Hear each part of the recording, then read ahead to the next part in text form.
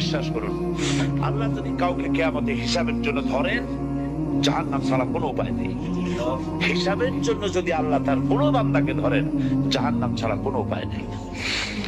সেই জন্য আল্লাহর কাছে এই দোয়া করতে হবে, আল্লাহ পাক তুমি আমার হিসাব নিবা না, আমাকে ক্ষমা করে দিও।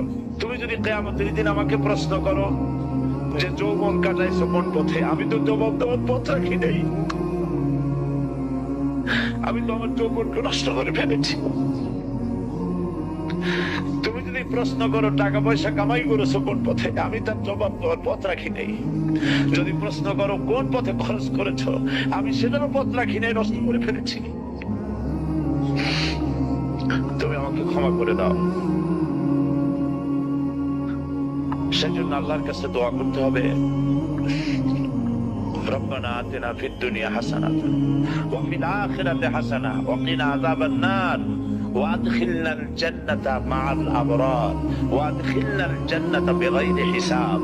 আল্লাহ, তোমার নেককার বান্দাদের সাথে আমাকে জান্নাত দিও, আর তুমি দয়া করে কিয়ামতে আমার কোনো হিসাব নিও না।